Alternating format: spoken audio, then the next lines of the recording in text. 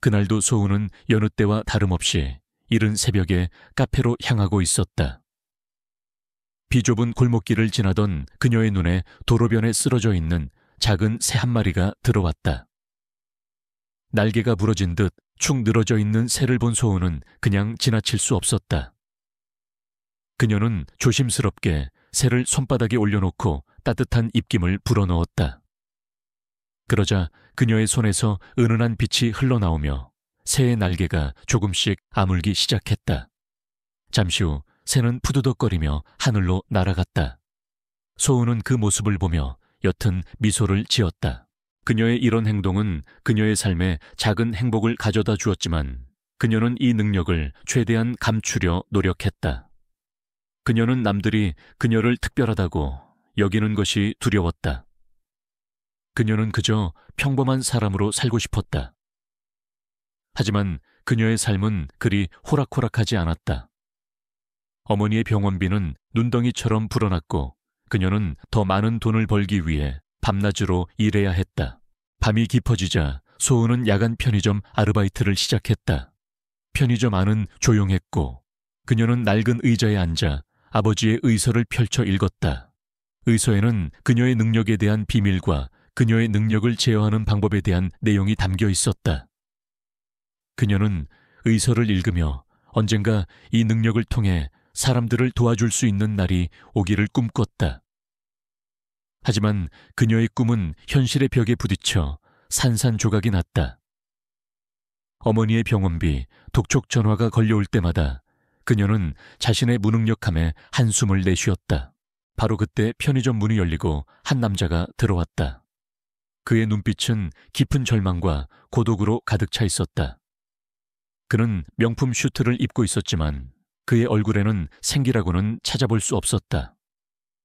그는 소은에게 다가와 낡은 목걸이를 찬 그녀를 물끄러미 바라보았다. 그는 그녀에게서 어떤 특별한 기운을 느낀 것 같았다. 그의 이름은 서현우 거대 제약회사의 CEO였다. 그는 희귀병에 걸려 죽음을 눈앞에 두고 있었다. 현대의학은 그에게 더 이상 희망을 주지 못했다. 그는 마지막 희망을 걸고 한 의서에 언급된 하늘이 준 능력을 가진 사람을 찾고 있었다. 그는 소은에게 다가가 말했다. 이봐요, 아가씨. 당신에게 한 가지 제안을 하려고 합니다. 소은은 그의 갑작스러운 제안에 당황했다. 그는 지갑에서 $100짜리 지폐를 꺼내 그녀에게 건넸다. 내 병을 고쳐준다면 이 지폐의 100만 배를 주겠습니다. 내 전 재산을 걸고. 소은은 그의 말에 어이가 없었다. 손님, 저는 의사가 아니에요. 그리고 저는 그런 능력이 없어요. 그녀는 그의 제안을 거절했다. 하지만 그는 포기하지 않았다. 이 목걸이, 당신 아버지가 남겨준 물건이죠. 이 목걸이가 당신에게 특별한 힘을 준다는 것을 나는 알고 있습니다. 그의 말에 소은의 심장은 철렁 내려앉았다. 그녀는 자신의 비밀을 그가 어떻게 알고 있는지 알 수 없었다.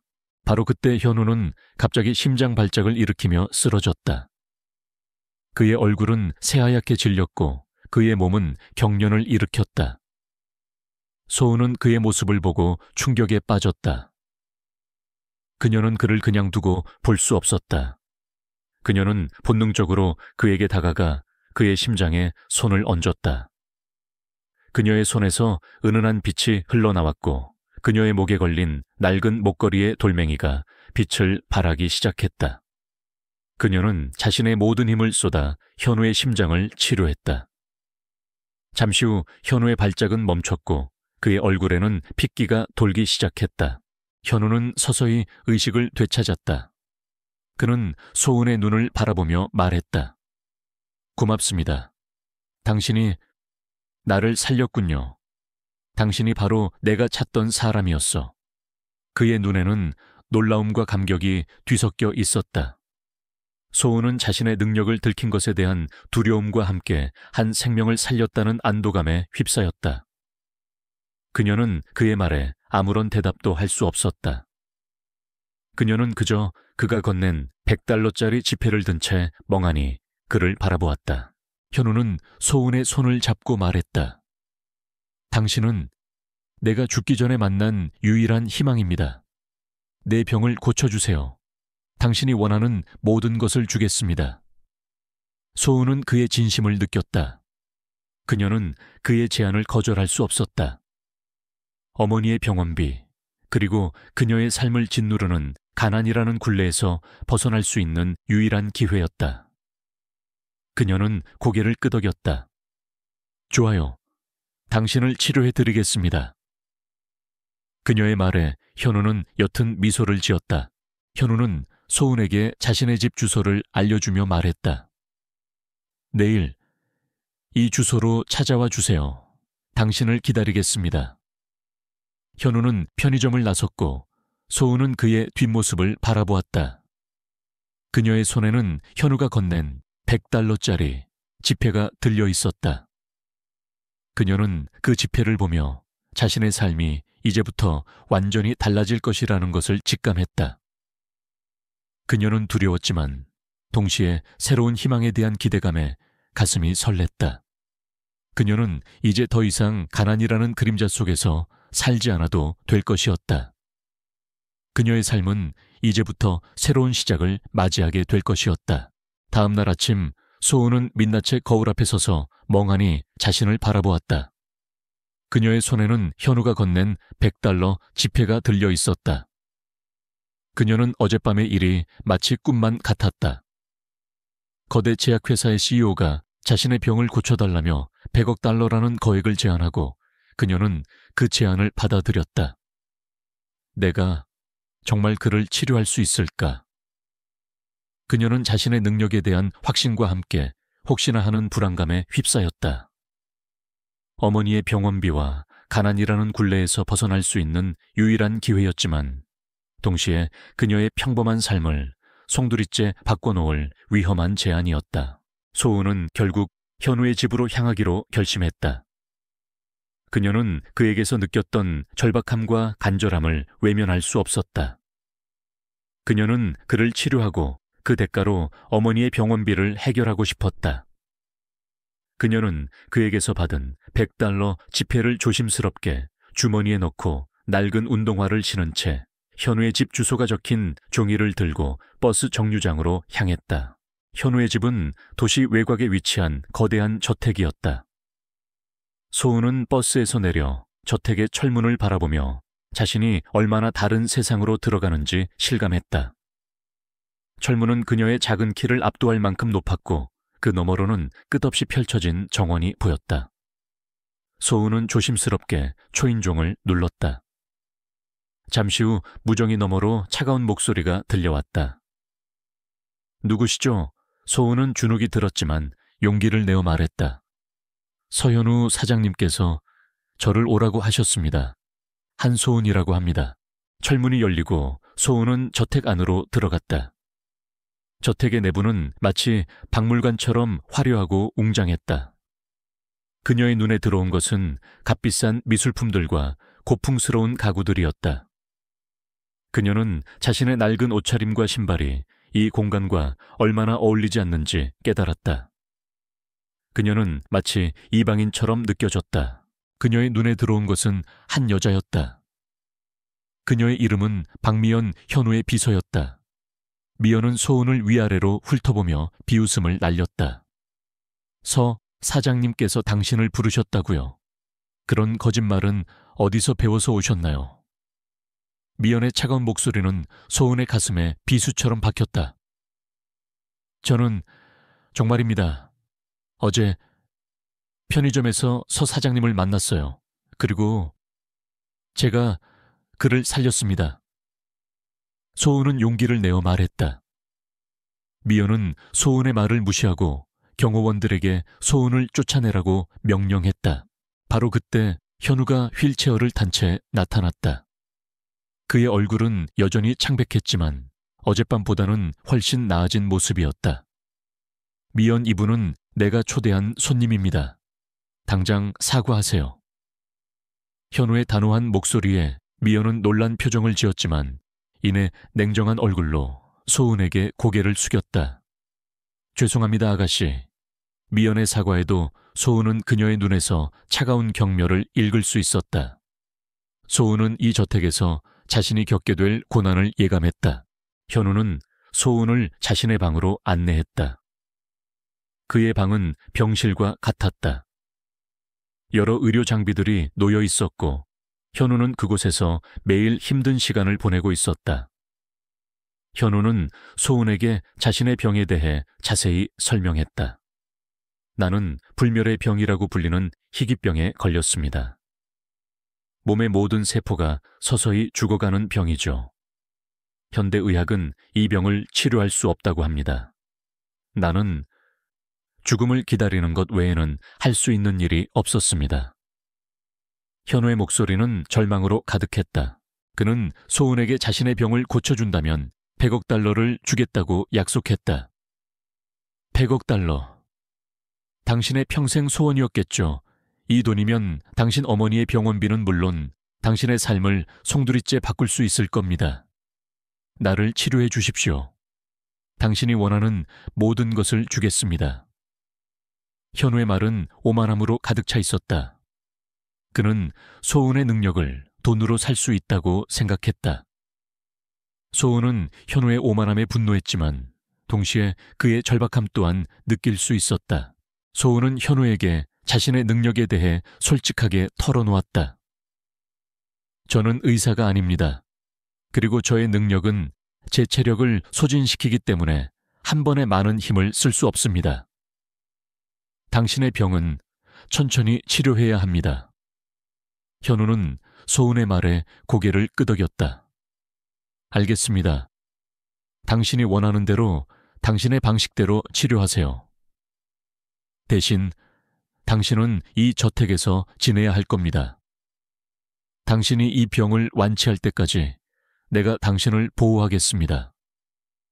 현우의 말은 소은을 감동시켰지만 동시에 그녀는 그가 자신을 치료도구로 여기고 있다는 사실에 씁쓸함을 느꼈다. 소은이 현우의 치료를 시작하자 현우의 몸은 놀라울 정도로 회복되기 시작했다. 그의 창백했던 얼굴에 핏기가 돌았고 그의 눈에는 생기가 되돌아왔다. 현우는 소은의 능력이 단순한 치료가 아닌 그의 몸을 근본적으로 변화시키고 있다는 것을 깨달았다. 그는 그녀의 능력이 신비로운 능력이 아니라 하늘이 준 능력이라는 것을 확신했다. 그는 그녀의 능력이 자신의 병을 완치할 수 있는 유일한 희망이라는 것을 직감했다. 하지만 현우의 건강이 회복되자 그의 형인 서민호의 불안감은 커져만 갔다.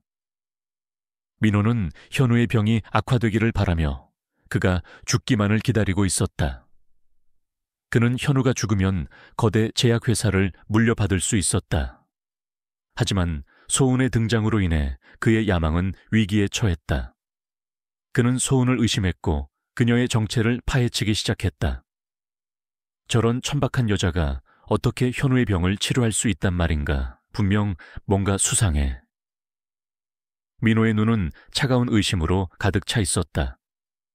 그는 소은을 제거하기 위해 자신의 비서 박미연을 이용하기로 했다.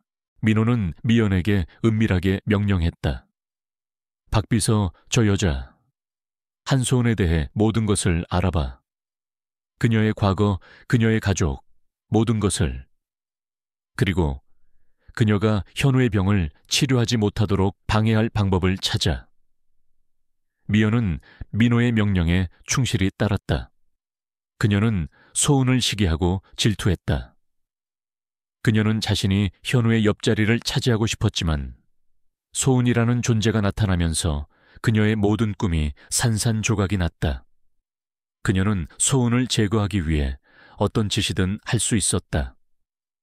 소은은 이제 현우의 병과 함께 민호와 미연이라는 거대한 위협과 싸워야 했다. 그녀의 삶은 이제 더 이상 평범하지 않았다. 그녀는 알 수 없는 운명의 소용돌이에 휩쓸리기 시작했다. 소은이 서현우의 저택에 머문 지 한 달 그녀의 능력을 통한 치료는 놀라운 결과를 가져왔다. 현우는 더 이상 휠체어에 의존하지 않고 스스로 걸을 수 있게 되었으며 그의 얼굴에는 잃어버렸던 생기가 되돌아왔다. 그의 몸은 마치 얼어붙었던 호수가 봄을 맞아 녹아내리듯 서서히 활력을 되찾고 있었다. 소은은 그런 현우의 모습을 보며 뿌듯함을 느꼈지만 동시에 그의 형 서민호와 비서 박미연의 차가운 시선에서 오는 부담감을 떨쳐낼 수 없었다. 그들의 눈에는 소은을 향한 노골적인 경멸과 의심이 담겨 있었다. 어느 날 아침 소은은 현우의 방에서 나와 정원으로 향했다. 그녀의 뒤를 조용히 미연이 따랐다. 아가씨 서 사장님을 유혹해서 이 자리에 앉고 싶은 건가요? 감히 당신 같은 천박한 여자가 서 사장님을 넘볼 수 있다고 생각하십니까? 미연의 목소리는 차갑게 날카로웠다. 소은은 미연의 말에 상처받았지만 애써 태연한 척 대답했다. 저는 그럴 마음이 없습니다. 저는 그저 서 사장님을 치료해드리고 제 몫의 대가를 받으면 떠날 겁니다. 소은은 그렇게 말했지만 그녀의 마음속에는 이미 현우를 향한 연민과 알 수 없는 감정이 싹트고 있었다. 미연은 소은의 말을 비웃었다. 웃기는 소리, 당신이 서 사장님을 유혹하지 않는다고 해도 그분은 당신에게 빠져들게 될 겁니다.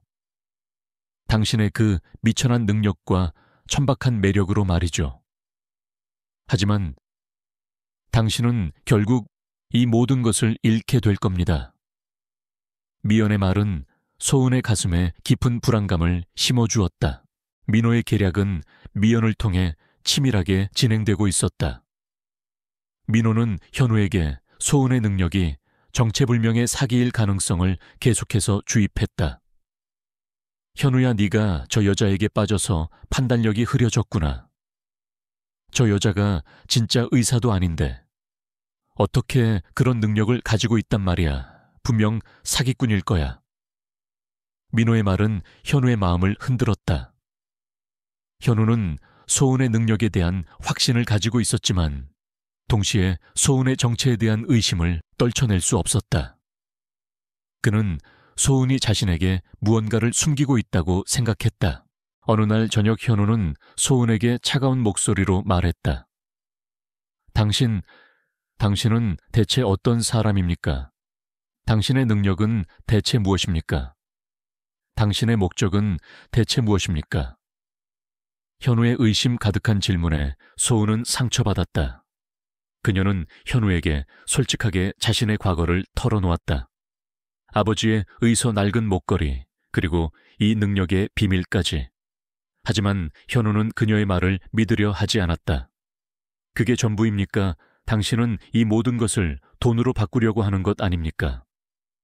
현우의 말은 소은의 가슴에 깊은 상처를 남겼다. 그녀는 현우의 오해에 대해 해명할 수 없었다. 그녀는 그에게서 느꼈던 따뜻한 시선이 차갑게 변해버린 것에 절망했다. 바로 그때 현우의 집으로 한 남자가 찾아왔다. 그의 이름은 김지훈, 현우의 오랜 친구이자 능력 있는 변호사였다. 그는 현우의 병에 대한 모든 것을 알고 있었고 현우가 소은을 만난 후 빠르게 회복하고 있다는 사실에 놀라움을 감추지 못했다. 하지만 그는 동시에 소은의 능력에 대한 의심을 떨쳐낼 수 없었다. 그는 소은에게 다가와 차가운 목소리로 말했다. 아가씨, 당신의 능력을 증명해 주십시오. 당신이 진짜 의사가 아니라면 당신의 능력은 단순한 사기에 불과합니다.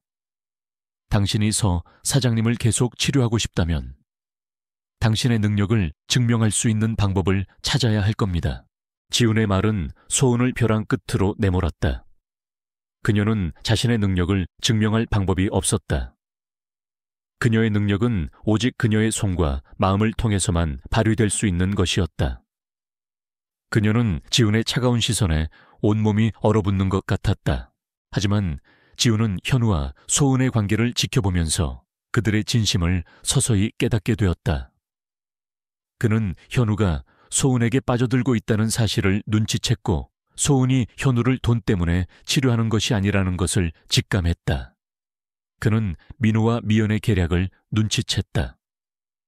그는 민호의 뒤에서 벌어지는 수상한 움직임들을 감지했고 민호가 현우의 병을 이용해 자신의 이익을 채우려 한다는 것을 알게 되었다. 그는 현우를 돕기 위해 소은의 편에 서기로 결심했다. 지우는 소은에게 다가와 말했다. 아가씨, 당신을 믿겠습니다. 서 사장님을 치료해 주세요. 제가 당신의 능력을 증명할 수 있는 방법을 찾아보겠습니다. 지훈의 말은 소은에게 큰 힘이 되었다. 그녀는 지훈의 따뜻한 눈빛에서 진심을 느꼈다. 그녀는 그에게 고맙다는 말을 전하며 현우의 치료에 더욱 매진했다. 하지만 민호의 계략은 더욱 치밀해졌다. 민호는 현우의 병원 주치의를 매수하여 현우가 소은의 치료로 인해 부작용을 겪고 있다는 거짓 정보를 퍼뜨렸다. 주치의는 기자들에게 익명으로 제보했고 기자들은 이 사실을 기사로 보도했다. 서현우 사장 정체불명의 여자에게 치료받고 부작용 생명위독. 기사의 내용은 순식간에 언론을 통해 퍼져나갔다. 현우는 기사를 보고 충격에 빠졌다. 그는 소은의 치료로 인해 자신이 부작용을 겪고 있다는 사실을 믿을 수 없었다. 그는 소은을 향한 믿음과 의심 사이에서 갈등했다. 소은은 현우에게 자신의 결백을 주장했지만 현우는 그녀의 말을 믿지 않았다. 당신은 내게 뭘 숨기고 있는 겁니까? 현우의 차가운 목소리는 소은의 가슴에 깊은 상처를 남겼다. 소은은 결국 현우의 곁을 떠나기로 결심했다. 그녀는 자신이 현우에게 더 이상 도움이 되지 않는다고 생각했다. 그녀는 그에게 마지막으로 인사를 하고 저택을 떠났다. 그녀의 뒷모습을 바라보는 현우의 눈에는 슬픔과 후회가 가득했다. 그는 소은의 진심을 의심했던 자신의 어리석음을 후회했다. 그는 그녀를 잡고 싶었지만 그녀의 뒷모습은 이미 멀어져 가고 있었다. 소은은 현우의 저택을 떠나 다시 자신의 낡은 반지하 방으로 돌아갔다. 그녀의 삶은 다시 예전처럼 돌아갔지만 그녀의 마음속에는 현우를 향한 아픔과 그리움이 남아 있었다. 그녀는 알 수 없는 운명의 소용돌이에 휩쓸려 다시 한번 고통스러운 시간을 보내게 되었다. 소은이 저택을 떠난 후 서현우의 병은 다시금 급속도로 악화되기 시작했다. 그의 몸은 소은의 치료 효과가 사라지면서 다시금 예전의 무기력한 상태로 돌아갔다. 그는 침대에 누워 천장을 바라보며 소은에게 상처를 주었던 자신의 어리석음을 뼈저리게 후회했다. 내가 왜 그녀의 진심을 믿지 못했을까? 그의 눈에서는 뜨거운 눈물이 흘러내렸다. 그는 소은을 의심했던 자신의 오만함과 그녀를 향한 사랑 사이에서 갈등했다. 그의 마음속에는 후회와 함께 소은을 향한 그리움이 깊게 자리 잡고 있었다. 서민호는 현우의 병이 악화되는 것을 보고 기뻐했다. 그의 계획이 성공하고 있었다. 그는 소은이라는 변수를 제거했고 이제 현우가 죽기만을 기다리면 되었다. 하지만 그의 마음 한구석에는 왠지 모를 불안감이 자리 잡고 있었다. 그는 현우의 눈에서 본 절망과 그리움이 자신에게도 전염되는 것 같았다. 그는 현우를 보며 자신이 얼마나 잔인하고 비열한 인간인지 깨달았다. 하지만 그는 자신의 야망을 포기할 수 없었다. 그는 결국 현우의 목숨을 끊어 자신의 야망을 이루기로 결심했다. 한편 소은은 다시 반지하 방으로 돌아와 예전처럼 고된 일상을 이어갔다. 하지만 그녀의 마음은 공허했다. 그녀의 손에는 현우가 건네준 $100 지폐가 그대로 들려 있었다. 그녀는 그 지폐를 보며 현우를 떠올렸다. 그녀는 그를 사랑하게 되었다. 그의 차가운 외면 뒤에 숨겨진 따뜻한 마음을 보았고 그의 오만함 뒤에 숨겨진 절박함을 느꼈다. 그녀는 그를 치료하고 싶었다. 그녀는 그에게 상처를 주었던 자신의 과거를 잊고 싶었다. 바로 그때 현우의 변호사 김지훈이 소은을 찾아왔다. 소은 씨, 현우가 다시 아프기 시작했어요. 소은 씨가 떠난 후로 그의 병세가 급격히 악화되고 있습니다. 지훈의 말에 소은의 심장은 철렁 내려앉았다. 제가 떠났기 때문인가요? 지훈은 고개를 끄덕였다. 네, 그리고 제가 모든 것을 알아냈습니다. 서민호가 현우를 죽이려 하고 있습니다. 그는 주치의를 매수해 현우가 부작용을 겪고 있다는 거짓 정보를 퍼뜨렸습니다. 그 모든 것이 서민호의 계략이었습니다. 지훈의 말에 소은은 충격에 빠졌다. 그녀는 자신이 서민호의 계략에 속았다는 사실에 분노했다. 그녀는 현우를 구해야 한다고 생각했다. 소은은 지훈에게 말했다. 변호사님, 제가 현우 씨를 치료하고 싶습니다. 저를 다시 그의 곁으로 데려가 주세요. 이번에는 제가 그를 끝까지 지켜드리겠습니다. 지훈은 소은의 용감한 결심에 감동했다. 그는 소은의 손을 잡고 말했다. 좋습니다. 제가 소은 씨를 현우의 곁으로 데려다 드리겠습니다. 그리고 제가 서민호의 모든 악행을 세상에 밝혀내겠습니다. 지훈의 말은 소은에게 큰 힘이 되었다. 그녀는 이제 더 이상 혼자가 아니었다. 그녀는 지훈과 함께 서민호의 악행에 맞서 싸워야 했다. 소은이 현우의 저택으로 돌아왔을 때 현우는 거의 죽기 직전의 상태였다. 그의 몸은 극심한 고통에 시달리고 있었고 그의 얼굴은 창백했다. 소은은 현우를 보자마자 그의 손을 잡고 자신의 능력을 사용했다. 그녀의 손에서 은은한 빛이 흘러나왔고 그녀의 목걸이는 더욱 강렬하게 빛을 발했다. 현우의 몸은 소은의 능력으로 인해 서서히 회복되기 시작했다. 그의 얼굴에는 핏기가 돌았고 그의 숨소리는 안정되었다. 바로 그때 서민호가 미연과 함께 현우의 방으로 들어왔다. 하하하, 서현우 아직 살아있었군. 하지만 이제 끝이야. 민호는 주사기를 들고 현우에게 다가갔다. 주사기 안에는 현우의 병을 더욱 악화시킬 독약이 들어있었다.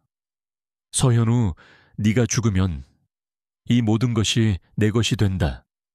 네가 사랑하는 이 모든 것들을 내가 차지할 거야. 민호의 눈은 광기로 가득 차 있었다. 그는 자신의 야망을 위해 동생을 죽이려 하고 있었다. 소은은 민호의 행동에 충격을 받았다. 안 돼, 서 사장님을 해치지 마세요. 소은은 민호에게 달려들었지만 미연이 그녀의 앞을 가로막았다. 감히 당신 같은 천박한 여자가 우리 사장님을 막으려 했거죠. 미연은 소은의 뺨을 때렸다. 소은은 미연의 폭력에 쓰러졌지만 그녀는 다시 일어섰다. 그녀는 현우를 구해야 했다. 그녀는 민호에게 달려들어 주사기를 빼앗으려 했다. 민호와 소은은 몸싸움을 벌였다. 민호는 소은의 힘에 밀려 넘어졌고 주사기는 바닥에 떨어져 깨졌다. 그때 지훈과 경찰이 현우의 방으로 들이닥쳤다. 서민호 씨, 당신을 현우 씨 살해 미수 혐의로 체포합니다. 지훈의 말에 민호는 충격에 빠졌다. 그는 모든 것을 잃었다는 것을 직감했다. 그는 경찰에게 끌려나가면서도 소은을 향해 이를 갈며 말했다. 장담하건대 네가 내 모든 것을 뺏어간 대가를 치르게 될 거야. 민호가 체포된 후 소은은 현우에게 다가갔다. 현우는 그녀의 손을 잡고 눈물을 흘렸다. 소은아, 미안해. 내가 너를 의심해서 정말 미안해. 현우의 진심 어린 사과에 소은은 미소를 지었다.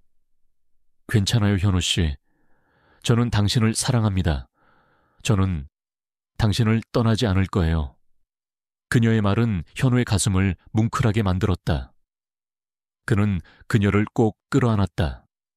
그들의 사랑은 절망 속에서 더욱 단단해졌다. 그날 저녁 현우는 소은에게 말했다. 소은아, 당신은 나의 구원자입니다. 당신은 나를 살렸고 내 삶에 희망을 가져다 주었어. 이제부터 당신의 삶은 나의 삶과 함께 할 것입니다. 나를 떠나지 말아줘. 나를 사랑해줘. 현우의 진심 어린 고백에 소은은 고개를 끄덕였다. 그녀의 눈에는 행복한 눈물이 흘러내렸다. 그녀는 이제 더 이상 혼자가 아니었다. 그녀는 현우와 함께 새로운 삶을 향해 나아갈 수 있었다. 그녀의 삶은 더 이상 가난과 절망의 그림자 속에 갇혀 있지 않았다. 그녀는 희망의 빛을 보았고 그 빛을 따라 새로운 길을 걷기 시작했다. 서민호가 경찰에 연행된 후 서현우는 소은의 지극정성으로 서서히 건강을 되찾았다. 그의 몸은 마치 죽은 나무에 다시금 새싹이 돋아나듯 활력을 되찾고 있었다. 소은의 능력은 단순한 치료가 아니었다. 그것은 그의 몸과 마음을 근본적으로 치유하는 기적과 같았다. 현우는 소은의 손을 잡고 눈물을 흘렸다. 소은아, 당신은 나의 생명의 은인입니다. 당신 덕분에 내가 다시 살 수 있게 되었어.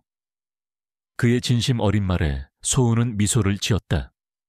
그녀는 그에게서 느꼈던 차가움과 오만함이 사라지고 따뜻함과 진심만이 남아있다는 것을 느꼈다. 하지만 민호의 계략은 아직 끝나지 않았다. 그는 경찰에 연행되는 순간까지도 소은을 향한 복수의 칼을 갈고 있었다. 그는 자신의 모든 것을 잃었지만 소은과 현우를 파멸시킬 마지막 한 방을 준비하고 있었다. 그의 마지막 복수는 잔인하고 치밀했다. 며칠 후 민호의 변호사는 언론에 한 영상을 공개했다. 영상 속에는 소은이 과거에 돈을 받고 사람들을 치료하는 모습이 담겨 있었다. 그리고 그 영상에는 소은이 치료 후 환자의 상태가 악화되었다는 거짓 정보가 담겨 있었다. 변호사는 기자들에게 한소은은 돈을 받고 사람들을 치료하는 사기꾼입니다.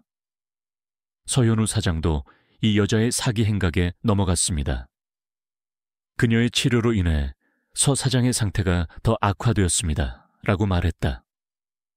이 기사는 순식간에 언론을 통해 퍼져나갔다. 소은은 이 기사를 보고 충격에 빠졌다. 그녀는 자신이 그런 짓을 한 적이 없다는 것을 알고 있었다.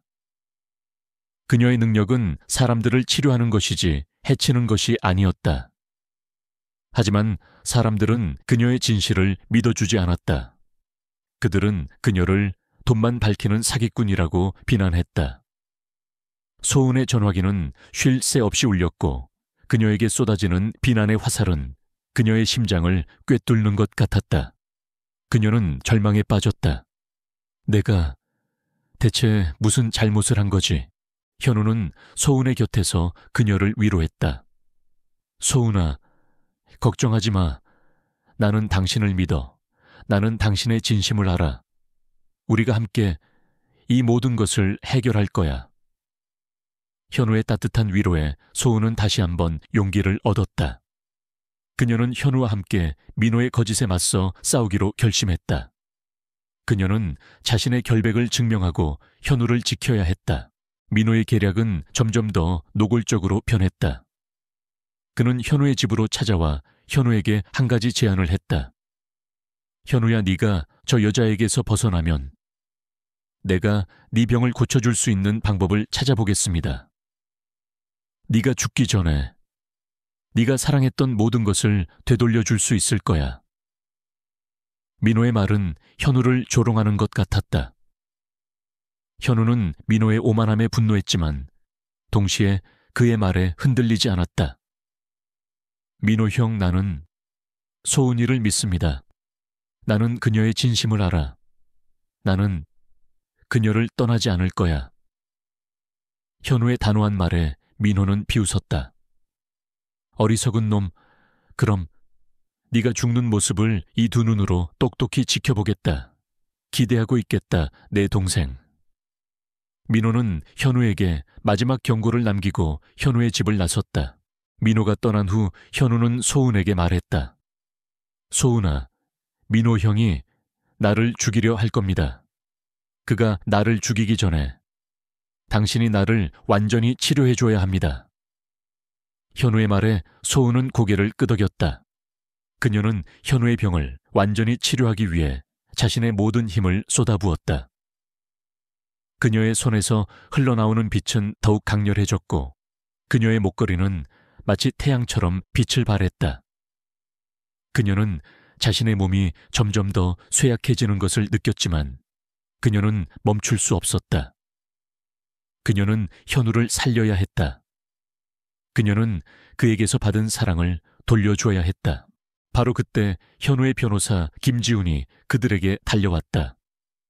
사장님, 큰일 났습니다. 민호가 기자들을 매수해서 소은 씨의 사기 행각을 폭로하는 기자회견을 열려고 합니다. 장소는 저희 회사의 신규 사업 발표회장입니다.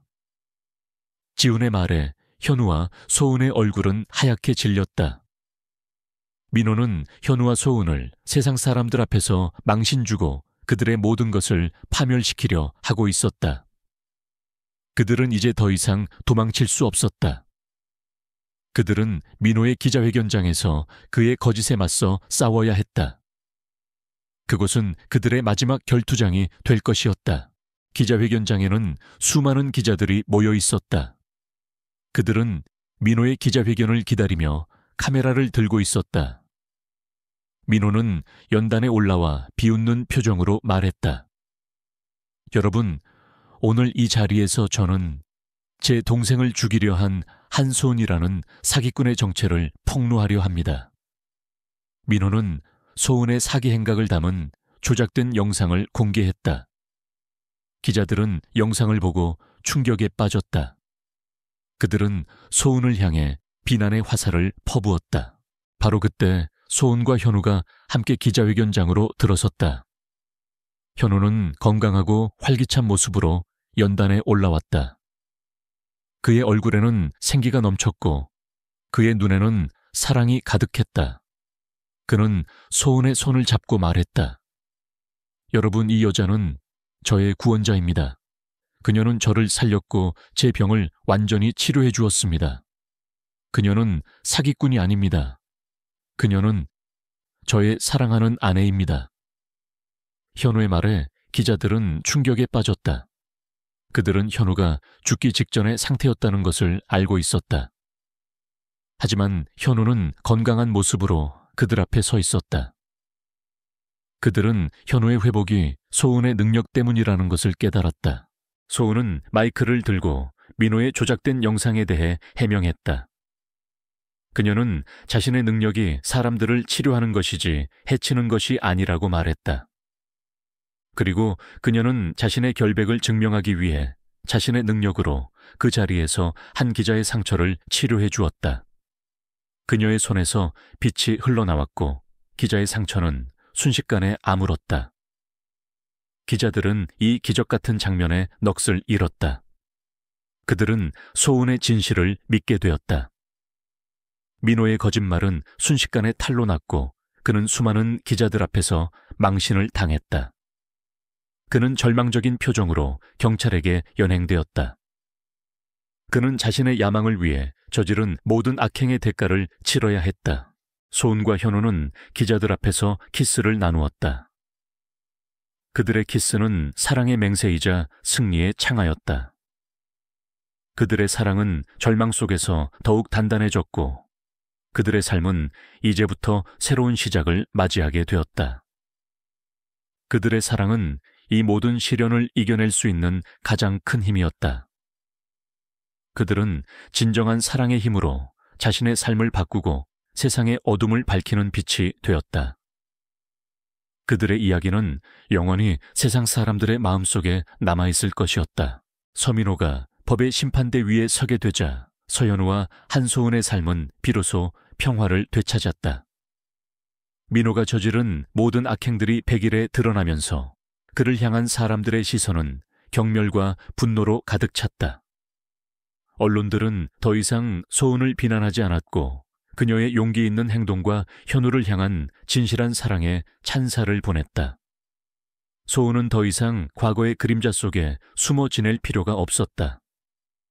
그녀는 자신의 능력을 당당하게 드러냈고 그 능력으로 현우를 구원했다. 그녀의 삶은 마치 혹독한 겨울을 이겨낸 나무가 다시금 푸른 잎을 틔우는 것처럼 새로운 봄을 맞이했다. 현우는 소은의 손을 잡고 말했다. 소은아, 당신은 나의 구원자입니다. 당신 덕분에 내가 다시 살 수 있게 되었어.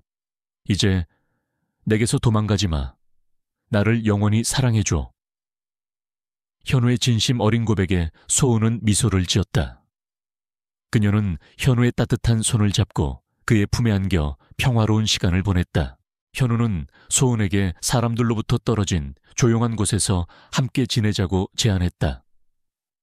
소은아, 우리 사람들 시선이 닿지 않는 곳으로 떠나자. 당신이 원하는 대로 조용히 우리 둘만의 시간을 보내자. 현우의 따뜻한 제안에 소은은 고개를 끄덕였다. 그들은 도시와 멀리 떨어진 한적한 숲속의 작은 오두막으로 떠났다. 그곳에는 텔레비전도 인터넷도 없었고 오직 새소리와 바람소리만이 그들을 방해주었다. 오두막의 창문을 열자 푸른 숲에 신선한 공기가 그들을 감쌌다. 서연은 깊은 숨을 들이마시며 그곳에서 진정한 평화를 느꼈다. 펜트하우스의 화려함 속에서 잊고 있었던 그녀의 진짜 자아를 다시 만난 것 같았다. 민호는 그런 그녀의 모습을 물끄러미 바라보며 그녀의 손목을 잡고 말했다. 소은아, 나는 당신의 모든 과거를 사랑합니다. 당신이 정의를 위해 싸웠던 그 시간들도, 당신이 힘없는 사람들을 구원했던 그 모든 순간들도 나는 당신의 일부라고 생각합니다. 당신의 과거를 부끄러워하지 마세요. 그것은 당신을 만든 소중한 흔적이니까요. 현우의 진심 어린 말에 소은은 눈물을 흘렸다. 그녀는 현우의 품에 안겨 한참 동안 흐느꼈다. 그녀는 현우에게서 진정한 사랑을 느꼈다. 그녀는 이제 더 이상 과거의 그림자 속에 갇혀 있지 않았다. 그녀는 현우와 함께라면 어떤 상처도 치유될 수 있을 것이라는 확신을 품게 되었다. 어느 날 저녁 현우는 소은에게 그녀의 낡은 은목걸이를 보여주었다. 소은아, 이 목걸이 당신에게 어떤 의미인가요? 현우는 소은이 그 목걸이를 소중히 여기는 것을 알고 있었다. 소은은 목걸이를 조심스럽게 만져보며 아버지와의 추억을 떠올렸다. 이 목걸이는 아버지가 돌아가시기 전에 저에게 주신 유일한 선물이에요. 아버지는 이 목걸이가 저를 지켜줄 거라고 하셨어요. 저는 이 목걸이를 보며 아버지를 잊지 못했어요. 소은은 현우에게 아버지의 의사와 자신의 능력에 대한 비밀까지 모두 털어놓았다. 현우는 그녀의 이야기를 말없이 들어주었다. 그는 그녀의 과거를 질투하지 않았다. 오히려 그녀의 아픈 과거까지도 모두 사랑하고 감싸 안아주려 했다. 현우는 소은의 목에 걸린 낡은 은목걸이를 어루만지며 말했다. 이제 이 목걸이는 당신의 아픈 추억이 아니라 당신이 다시 꿈을 꿀 수 있도록 해준 희망의 상징입니다. 그리고 이제 당신의 과거는 나에게도 소중한 추억입니다. 우리 함께 이 목걸이에 새로운 추억을 만들어가요. 현우의 말은 소은의 가슴을 뭉클하게 만들었다. 그녀는 현우의 사랑이 그녀의 과거의 상처까지도 모두 치유해 줄 수 있다는 것을 깨달았다. 그녀는 그에게 미소를 지으며 말했다. 고마워요, 현우 씨. 숲속 오두막에서 돌아온 후 현우와 소은은 새로운 삶을 시작했다. 그들은 자신들의 경험을 통해 얻은 교훈을 사회에 환원하기로 결심했다. 현우는 자신의 사업을 통해 얻은 수익금의 일부를 기부하여 흙과 희망이라는 이름의 비영리도에 교육센터를 설립했다. 그리고 소은은 그곳에서 아이들에게 도예를 가르치기 시작했다. 그녀는 아이들의 초롱초롱한 눈을 보며 자신이 잊고 있었던 꿈의 소중함을 다시금 깨달았다. 어느 날 소은의 어머니가 그녀를 찾아왔다. 그녀는 소은이 도예가가 되었다는 사실을 알고는 감격해 눈물을 흘렸다. 소은아, 네가 다시 흙을 만질 줄은 몰랐어. 정말 자랑스럽다. 어머니의 진심 어린 축복에 소은은 행복을 느꼈다. 그녀는 어머니에게 낡은 은목걸이를 보여주며 말했다. 엄마, 이 목걸이는 저에게 새로운 삶을 선물해준 희망의 상징이에요. 어머니는 목걸이를 보며 미소를 지었다. 이제 소은은 더 이상 과거에 얽매이지 않았다. 그녀는 현우와 함께 새로운 삶을 향해 나아가고 있었다.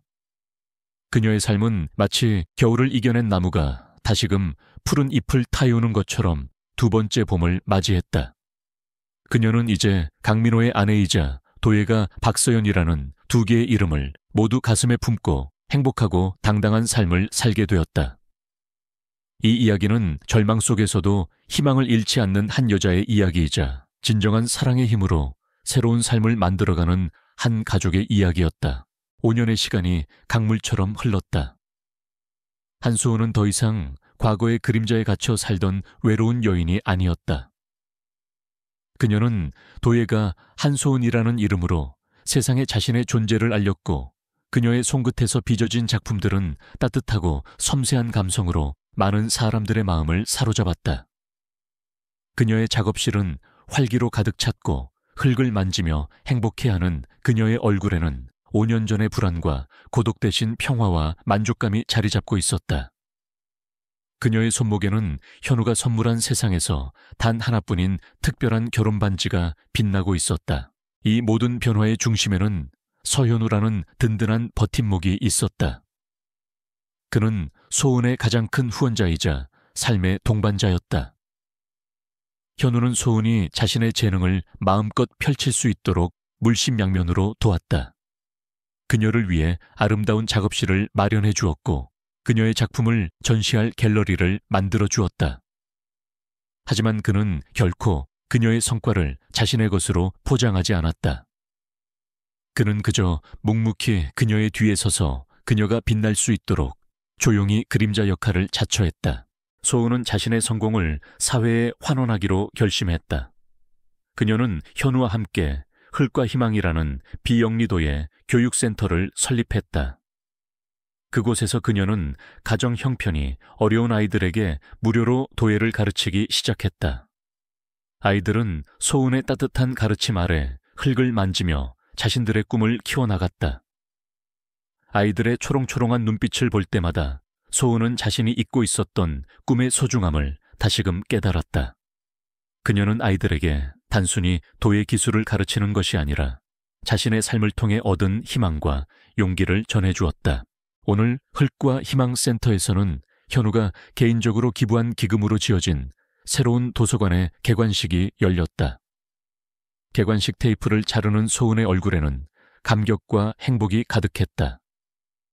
그녀의 곁에는 현우가 환한 미소로 서 있었고 그들의 발치에는 준수한 외모의 5살 아들 서지우가 현우의 손을 꼭 잡고 서 있었다. 지우는 아빠를 닮아 밝고 긍정적인 아이였고 엄마를 닮아 따뜻한 마음을 가지고 있었다. 그들의 모습은 누가 봐도 완벽한 한 가족이었다. 개관식이 끝난 후 소은은 지우와 함께 작업실로 향했다.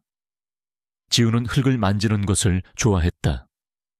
소은은 지우에게 도자기를 만드는 법을 가르쳐주며 그에게 아버지와의 추억이 담긴 낡은 은목걸이를 보여주었다.